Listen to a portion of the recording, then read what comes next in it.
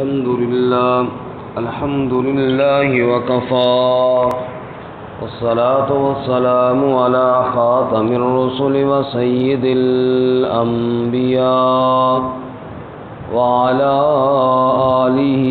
وأصحابه الأتقياء أما بعد فأعوذ بالله من الشيطان الرجيم بسم الله الرحمن الرحيم الذين قالوا إن الله عهد إلينا ألا نؤمن لرسول حتى يأتينا بقربان تأكله النار قل قد جاءكم رسل من قبلي بالبينات وبالذي قلتم فلم قتلتموهم إن كنتم صادقين فإن كذبوك فقد كذب رسل من قبلك جاءوا بالبينات والزبر والكتاب المنير الذين قالوا وہ لوگ جنہوں نے کہا ان اللہ عہد الینا بے شک اللہ تعالیٰ نے حکم دیا ہماری طرف اللہ نؤمن لرسول کہ ہم نہ ایمان لائیں کسی رسول کے لیے حتیٰ یأتینا بقربان یہاں تک کہ لائے ہمارے پاس ایسی قربانی تأکلہ النار کہ کھائے اس کو آگ قل قد جاءکم رسل من قبلی بالبینات آپ فرما دیجئے یقیناً آئے تمہارے پاس کئی رسول مجھ سے پہلے واضح دلائل کے ساتھ وبالذی قلتم اور اس بات کے ساتھ جو تم کہتے ہو فلم قتلتموہم پس کیوں قتل کیا تم نے ان کو ان کنتم صادقین اگر تم سچے ہو تو فَإِن كَذَّبُوكَ پس اگر وہ آپ کو جھٹلائیں فَقَدْ كُذِّبَ رُسُلٌ مِّن قَبْلِكَ پس یقیناً جھٹلائے گئے کئی رسول آپ سے پہلے جاءوا بالبینات جو لائے واضح دلائل والزبر اور صحیفے والکتاب المنیر اور روشن کتاب سبحان ربک رب العزت عما یصفون وسلام علی المرسلین والحمد للہ رب العالمین اللهم صل على محمد وعلى آل محمد كما صليت على إبراهيم وعلى آل إبراهيم إنك حميد مجيد اللهم بارك على محمد وعلى آل محمد كما باركت على إبراهيم وعلى آل إبراهيم إنك حميد مجيد سبحان الله معزز سامعین سورہ آل عمران کا 19واں رکوع آیت نمبر 183 اور 184 آپ کے سامنے تلاوت کی گئی ہیں۔ اللہ رب العزت ان کے مطابق صحیح بیان کی توفیق عطا فرمائے اور ہمیں قرآن و سنت پر عمل کرنے کی توفیق عطا فرمائے۔ گزشتہ سبق میں آپ حضرات نے سنا یہودیوں کے ایک انتہائی گستاخانہ قول کا جواب دیا گیا جو انہوں نے اللہ تعالیٰ کی آیات کا مذاق اڑاتے ہوئے کہا تھا کہ نعوذ باللہ معاذ اللہ تعالیٰ فقیر ہو گیا ہے اور ہم غنی ہیں۔ اس کا اللہ تعالیٰ نے جواب دیا کہ ان کی ان باتوں کو لکھا جا رہا ہے اور ان قریب انہیں جلنے والے عذاب میں ڈالا جائے گا، اور یہ کوئی ظلم نہیں ہوگا بلکہ ان کی بدعمالیوں کی سزا ہوگی۔ آج کے سبق میں ان کی ایک اور غلط بات کی تردید ہے، وہ یہ کہ جب ان سے کہا گیا کہ جناب رسول اللہ صلی اللہ علیہ وسلم جو کہ اللہ کے آخری اور سچے رسول ہیں، ان کے اوپر ایمان لائیں، تو انہوں نے کہا بھئی ہم نبی پاک پر ایمان نہیں لا سکتے، ہماری مجبوری یہ ہے کہ تورات میں ہمیں یہ حکم دیا گیا ہے، اللہ کی طرف سے ہمارے ساتھ یہ وعدہ کیا گیا ہے کہ کسی ایسے نبی کو نہ ماننا، اس وقت تک نہ ماننا جب تک وہ یہ معجزہ نہ لے کر آئے کہ قربانی اور صدقہ خیرات کی چیزیں ایک جگہ پر رکھی جائیں، پھر آسمان سے بجلی آئے اور ان کو جلائے۔ جب تک کوئی نبی یہ معجزہ نہ دکھائے تب تک اس پر ایمان نہ لانا۔ تو یہ نبی صلی اللہ علیہ وسلم تو قربانی کا گوشت خود کھاتے ہیں، مال غنیمت خود استعمال کرتے ہیں، لہذا ان پر ہم ایمان نہیں لا سکتے کیونکہ یہ بات لکھی ہوئی ہے تورات میں۔ اس کا جواب دیا، پہلی بات تو یہ ہے کہ اگر تم کہتے ہو کہ ہم صرف اس وجہ سے نہیں مانتے، تو آپ صلی اللہ علیہ وسلم سے پہلے کئی نبی آئے اور ان کے پاس یہ معجزہ بھی تھا کہ آسمان سے بجلی آتی تھی اور قربانی کو جلاتی تھی، تم نے ان نبیوں کے ساتھ کیوں لڑائی کی؟ اگر تم اتنے ماننے والے ہوتے تو پہلے جن نبیوں کے پاس یہ معجزہ تھا تم نے ان نبیوں کے ساتھ کیوں لڑائی کی، حتیٰ کہ ان کے قتل کے درپے ہوئے؟ معلوم ہوا تمہارا کام ماننا نہیں ہے، تمہارا کام بہانہ بنانا ہے، اور جب ایک انسان بہانے بنانے پر آ جائے تو پھر دنیا کی کوئی طاقت اس کو منوا نہیں سکتی۔ تو یہ تمہاری ضد ہے، تمہاری شرارت ہے، تمہاری ہٹ درمی ہے، باقی حقیقی کوئی اعتراض نہیں ہے۔ یہ تو آپ صلی اللہ علیہ وسلم کو اللہ تعالیٰ نے یہ عظمت عطا فرمائی ہے کہ پہلی امتوں کے لیے قربانی وغیرہ کھانے کی اجازت نہیں تھی، اس امت کو اللہ نے شرف عطا فرمایا اپنے نبی صلی اللہ علیہ وسلم کی وجہ سے، اور یہاں پہ قربانی کھانے کی اجازت ہو گئی ہے۔ ارشاد فرماتے ہیں ایک حدیث مبارکہ میں رسول اللہ صلی اللہ علیہ وسلم نے ارشاد فرمایا کہ اللہ تعالیٰ نے مجھے 5 چیزیں عطا فرمائیں، بلکہ 6 چیزیں، مجھے اللہ تعالیٰ نے 6 چیزیں عطا فرمائیں جو باقی انبیاء کو نہیں عطا کی۔ یہ خصائص نبویہ ہیں، آپ صلی اللہ علیہ وسلم کی خصوصیات ہیں جو آپ صلی اللہ علیہ وسلم کو عطا فرمائیں اور دیگر انبیاء کو عطا نہیں فرمائیں۔ پہلی چیز اللہ کے نبی فرماتے ہیں مجھے یہ مقام اللہ نے عطا فرمایا کہ میرے مخالف اگر میری طرف آ رہا ہو،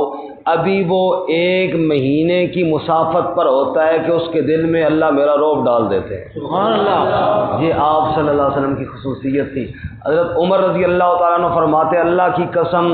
میں کبھی کسی سے مرغوب نہیں ہوا تھا، بڑے بڑے بادشاہوں کے سامنے بھی گیا تھا، میں کبھی کسی کا رعب مجھ پر کبھی نہیں چلا تھا، اور میں اپنے آپ کو فائق اور غالب سمجھتا تھا، لیکن اللہ کی قسم جب میں رسول اللہ صلی اللہ علیہ وسلم کے سامنے آیا نا، مجھے ایسا لگا کہ گویا کہ میں ہوں ہی کچھ نہیں۔ اللہ! یہ آپ کا معجزہ تھا کہ جو بھی آپ کے سامنے آتا اس پر رعب طاری ہو جاتا۔ ایک مشہور حدیث آپ نے کئی بار سنی، نبی پاک صلی اللہ علیہ وسلم لیٹے ہوئے تھے، آپ کی تلوار مبارک درخت کے ساتھ لٹکی ہوئی تھی، ایک بے ایمان نے تلوار اتاری، نبی پاک پر سونتی اور پوچھا میں یمنعک منی، آپ کو کون مجھ سے بچائے گا؟ آپ نے فرمایا اللہ، بس یہ کہا تو اس صاحب کا جناب جسم اس کو چھوڑ گیا، کانپنے لگ گیا، ایسا رعب پڑا کہ تلوار بھی ہاتھ میں قابو نہ رہ سکی اور نیچے جا گری۔ نبی پاک صلی اللہ علیہ وسلم نے اٹھا لی، آج پوچھا میں یمنعک منی، اب تو بتا تجھے کون بچائے گا مجھ سے؟ تو عرض کرنے کا مطلب یہ ہے آپ کی پہلی صفت جو اللہ نے خاص آپ کو عطا فرمائی ہے نصرت بالرعب، اللہ کے نبی فرماتے ہیں میری اللہ تعالیٰ نے خاص مدد فرمائی ہے رعب کے ذریعے۔ اور بدر میں جو اللہ تعالیٰ کے خاص انعامات ہوئے تھے نا جی، ان میں ایک یہ انعام بھی تھا، سمجھ آئی؟ انہوں صابر صاحب میرے خیال سے چھوڑ دو کیونکہ سارا بیڑا غرق ہو جاتا ہے۔ نہیں بالکل رعب ڈالا گیا جی، اس میں تو کوئی شک ہی نہیں،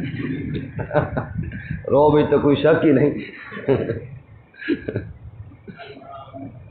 اچھا جی، آپ نے فرمایا مجھے کتنی چیزوں کے ساتھ فضیلت دی گئی ہے؟ 6 چیزوں کے ساتھ۔ نمبر 1 رعب کے ذریعے، نصرت بالرعب، فرمایا کہ مجھے میری مدد کی گئی ہے رعب کے ذریعے۔ اب آپ صلی اللہ علیہ وسلم یعنی فوراً دشمن پہ رعب طاری ہو جاتا تھا۔ تو بدر کی بات میں سنا رہا تھا کہ بدر میں قذف فی قلوبہم الرعب، اللہ تعالیٰ نے دشمنوں کے دلوں میں مسلمانوں کا رعب ڈال دیا اور مقابلہ کرنے کی ہمت ہی نہ ہو رہی تھی ان کو۔ پہلی صفت آپ صلی اللہ علیہ وسلم کی۔ دوسری صفت آپ صلی اللہ علیہ وسلم کی، اللہ کے نبی فرماتے ہیں میرے لیے ساری زمین کو طہارت کا ذریعہ بنا دیا گیا ہے۔ دیکھیں جی، پانی میسر نہ آئے تو امت محمد صلی اللہ علیہ وسلم کا فرض طہارت حاصل کرنا چاہے غسل کے لیے چاہے وضو کے لیے، تو یہ مٹی اللہ تعالیٰ نے اس کے لیے طہارت کا ذریعہ بنائی ہے۔ وہ جناب مٹی پہ ہاتھ مارے، چہرے پہ مارے اور بازوؤں پہ مارے، تیمم کر لے تو یہ مٹی اس کو پاک کرنے والی ہو جائے گی۔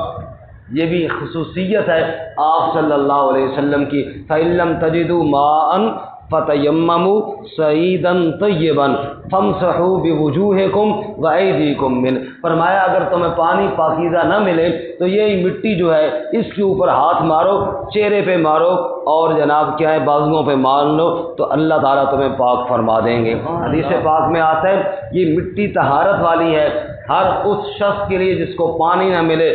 صحابہ نے کہا یا رسول اللہ کب تک؟ آپ نے فرمایا 10 سال بھی نہ ملے پھر بھی یہ مٹی تمہیں پاک کرنے والی ہے۔ یہ اللہ تعالیٰ نے شرف بخشا ہے آپ صلی اللہ علیہ وسلم کو۔ کتنی باتیں ہو گئی جی؟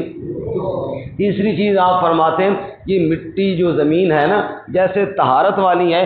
ایسے ہی اللہ تعالیٰ نے اس کو مسجد بھی بنا دی ہے میرے لیے۔ یعنی یہ نہیں ہے کہ نماز کا وقت ہو گیا مسجد جو ہے دور ہے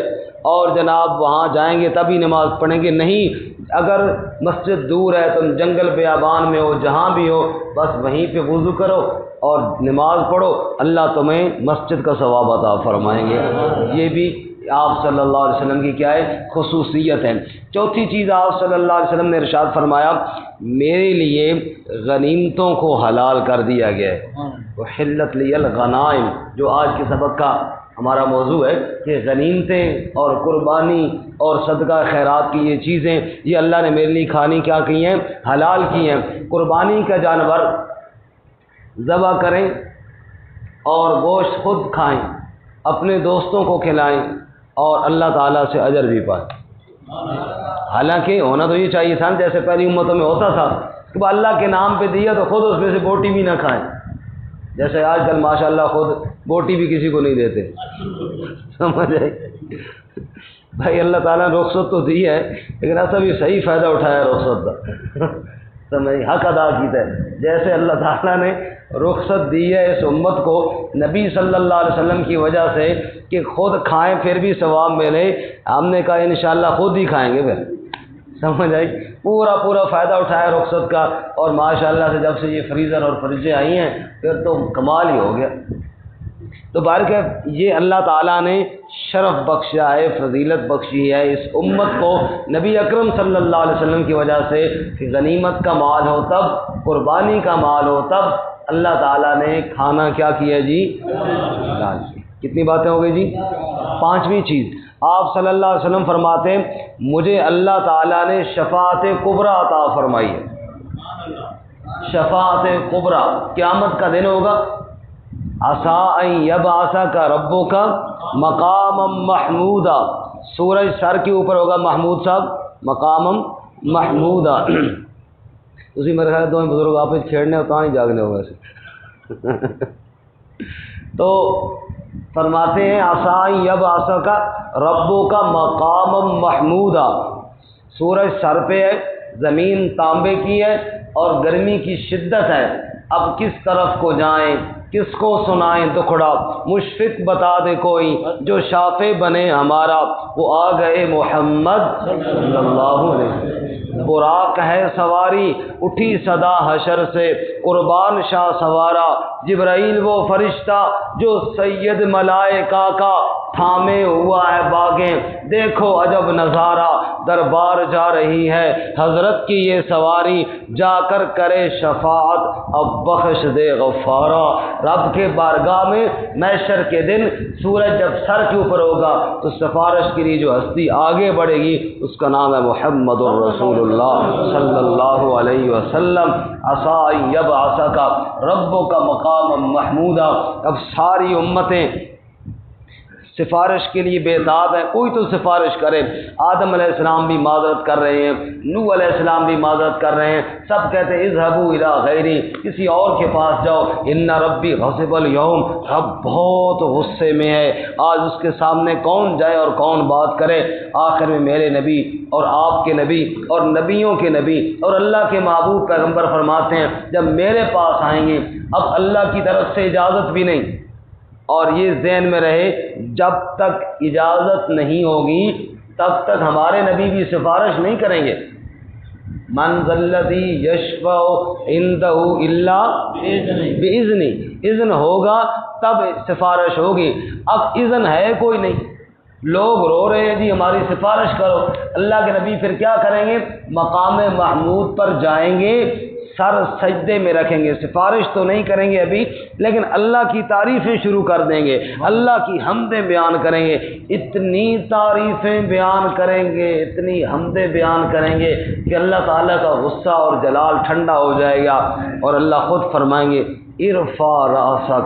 سل توتا، میرے محبوب سر اٹھاؤ سجدے سے اور تم مانگو، تمہارا رب تمہاری بات کو قبول کرے گا۔ یہ ہو جائے گا اذن، یہ ہو جائے گا اذن، اجازت، اور پھر اجازت کے بعد آپ سفارش کریں گے مقام محمود پر، شفاعت کبریٰ کریں گے تو کون کریں گے؟ ہمارے نبی صلی اللہ علیہ وسلم۔ کتنی باتیں ہو گئی جی؟ اور چھٹی اور آخری بات یہ ہے، آپ نے فرمایا کہ مجھے اللہ تعالیٰ نے پوری کائنات کے لیے رسول بنایا ہے، پوری کائنات۔ پہلے رسول ہوتے تھے اپنی قوم کے لیے، اور قرآن پاک میں آپ دیکھیں انبیاء کی دعوت کا ذکر کرتے ہوئے لفظ قوم کا آتا ہے، وَإِلَىٰ عَادٍ أَخَاهُمْ هُودًا قَالَ يَا قَوْمِ اعْبُدُوا اللَّهَ، یا قوم، حضرت ہود علیہ السلام نے اپنی قوم سے کہا اے میری قوم اللہ کی عبادت کرو۔ وَإِلَىٰ ثَمُودَ أَخَاهُمْ صَالِحًا قَالَ يَا قَوْمِ، حضرت صالح علیہ السلام نے اپنی قوم کو خطاب کیا اور کہا اے ہماری قوم۔ وَإِلَىٰ مَدْيَنَ أَخَاهُمْ شُعَيْبًا قَالَ يَا قَوْمِ، انہوں نے بھی اپنی قوم سے خطاب کیا، شعیب علیہ السلام نے بھی۔ ہر نبی اپنی قوم کی طرف رسول بن کر آئے، اپنی قوم ہی کو خطاب کرتے رہے، لیکن جب میرے نبی آئے آپ نے یہ نہیں فرمایا یا قوم، آپ نے فرمایا یا ایھا الناس، یا ایھا الناس اعبدوا ربکم، اے لوگو، یا قوم نہیں فرمایا، یا ایھا الناس فرمایا، اے لوگو، یعنی پوری روئے زمین کی انسانیت کو اللہ کے نبی نے خطاب فرمایا۔ جو صفا پہ آپ نے کھڑے ہو کر کہا تھا نا یا ایھا الناس قولوا لا الہ الا اللہ، وہ صرف ان چند سو لوگوں کو نہیں کہا تھا جو آپ کے پاس وہاں مکہ میں کھڑے ہوئے تھے، بلکہ آپ نے پوری انسانیت کو اور قیامت تک آنے والے ہر فرد کو خطاب کیا تھا، یا ایھا الناس، اے روئے زمین کے انسانوں، اعبدوا ربکم، سب عبادت کرو کس کی؟ اللہ۔ آپ پوری کائنات کے نبی ہیں، اور اسی لیے آپ اللہ کے آخری نبی ہیں، آپ کے بعد کوئی نبی نہیں آئے گا۔ آپ صلی اللہ علیہ وسلم نے ارشاد فرمایا انا خاتم النبیین لا نبی بعدی، میں اللہ کا آخری نبی ہوں، میرے بعد کوئی نبی نہیں۔ تو یہ 6 فضیلتیں ہیں آپ صلی اللہ علیہ وسلم کی، ان کو کہا جاتا ہے خصائص نبوی، آپ صلی اللہ علیہ وسلم کی خصوصیت ہے۔ اب جناب یہودیوں کی طرف آئیے جن کا ذکر چل رہا تھا، انہوں نے کہا ہم کیوں مانیں اس نبی کو جی، ہمیں تو حکم دیا گیا ہے کہ جب تک کوئی ایسا نبی نہ آئے کہ ایسی قربانی لائے، آسمان سے بجلی آ کے کھائے تب ہم مانیں گے۔ فرمایا اچھا ٹھیک ہے جی، تم نے پہلے ایسے نبیوں کو کون سا مانا تھا؟ تم نے پہلے، تمہارے ماننے کی نیت ہی نہیں ہے، من حرام زادہ حجتا ڈھیر، کہ جب بندے نے مانی نہ ہو، ارادہ ہی نہ ہو ماننے کا، اس نے کہا کوا، اماں جی میں شرط لا کے آیا ہوں کہ کوا جناب سفید ہے، کہا بیٹا تو ہار جائے گا، کوا تو کالا ہوتا ہے۔ نے کہا اماں جی میں نہیں ہارتا، میں نے ماننا ہی نہیں ہے، ہاروں گا تب نہ جب میں مان جاؤں گا۔ تو وہ کہیں گے یہ دیکھو کوا کالا ہے، میں کہوں کدھر کالا ہے، یہ تو سفید ہے۔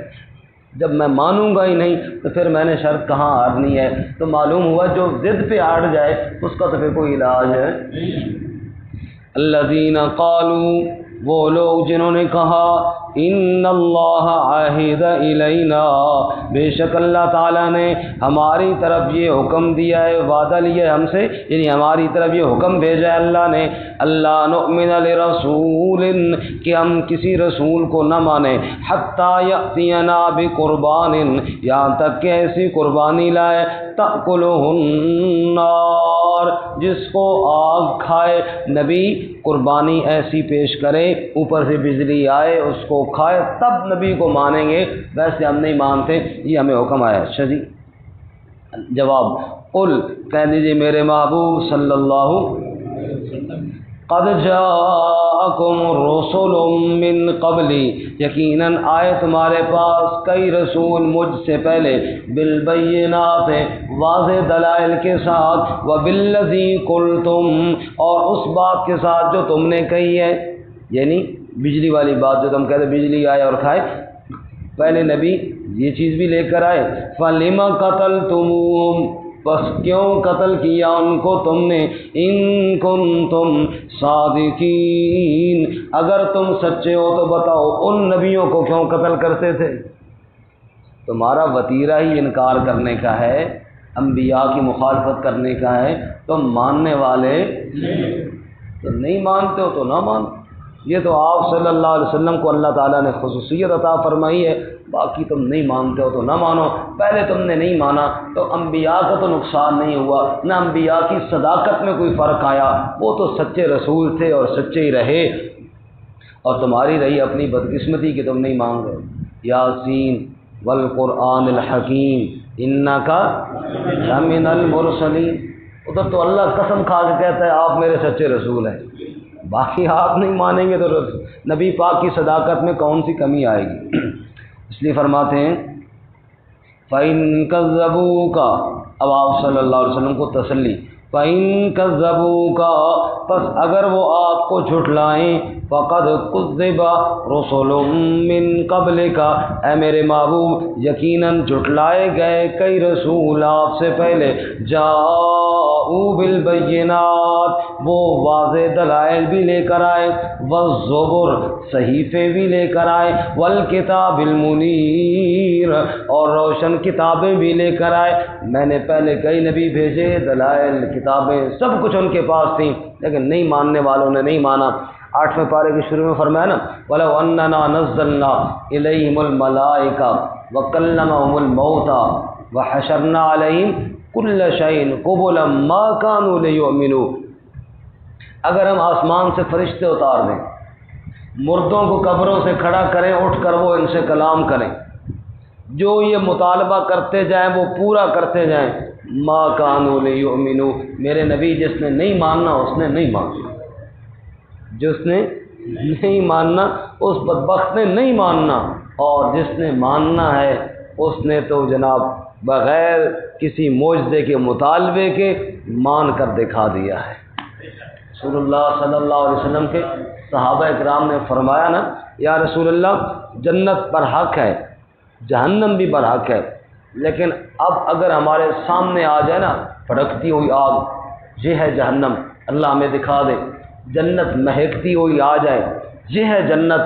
اور یہ دیکھو جی اے اللہ کے نبی ہمارے ایمان میں فرق کوئی نہیں آئے گا، ہم نے بغیر دیکھے ہی آپ کی زبان پر اتنا یقین کر لیا ہے نا، اب اگر دیکھیں تو اتنا یقین نہیں ہوگا جتنا آپ کی زبان پہ ہمیں یقین ہو گیا۔ تو جنہوں نے ماننا تھا انہوں نے تو مان لیا، اور وہ درجے اور وہ کمال حاصل کر لیے جناب جو اللہ تعالیٰ نے ان کو عطا فرمایا۔ جنہوں نے نہیں ماننا انہوں نے پھر نہیں ماننا، اللہ تعالیٰ ہمیں ماننے والا بنائے، آمین، ضد سے بچنے کی توفیق عطا فرمائے۔ ترجمہ دوبارہ سنیں۔ الذین قالوا، وہ لوگ جنہوں نے کہا ان اللہ عہد الینا، بے شک اللہ تعالیٰ نے ہمیں یہ حکم دیا ہے اللہ نؤمن لرسول، کہ ہم ایمان نہ لائیں کسی رسول کے لیے حتی یأتینا بقربان، یہاں تک کہ لائے ہمارے پاس ایسی قربانی تأکلہ النار، تاکہ کھائے اس کو آگ، قل قد جاءکم رسل من قبلی، آپ کہہ دیجئے یقیناً آئے تمہارے پاس کئی رسول مجھ سے پہلے، بالبینات، واضح دلائل کے ساتھ، وبالذی قلتم، اور اس بات کے ساتھ جو تم نے کہی، فلم قتلتموہم، پس کیوں قتل کیا تم نے ان کو، ان کنتم صادقین، اگر تم سچے ہو تو، فإن کذبوک، پس اگر وہ آپ کو جھٹلا دے، فقد کذب رسل من قبلک، یقیناً جھٹلائے گئے کئی رسول آپ سے پہلے، جاؤ بالبینات، وہ واضح دلائل بھی لائے، والزبر، صحیفے بھی لائے، والکتاب المنیر، اور روشن کتاب بھی لے کر آئے۔